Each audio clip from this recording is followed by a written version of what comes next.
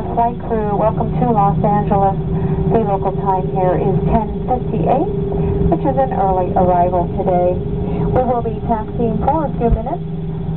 For your continued safety, please remain seated with your seatbelt fastened until the captain has parked the aircraft at the gate.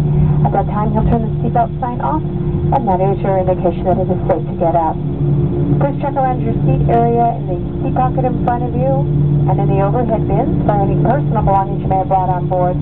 Use care when opening the bins as the contents may have shifted during flight. Los Angeles International is a non-smoking airport. Please refrain from smoking until you are outside of the terminal. If you're making connections here in LA on United or United Express, please check the television monitors located throughout the terminal for your proper gate information. Be sure you're checking the departure screens, so these are listed alphabetically. You may use your cell phones now, however, all other electronic devices need to remain on. Let's thank all of you for joining us today on United. We hope you've enjoyed your short trip, and we look forward to seeing you again soon on another United flight.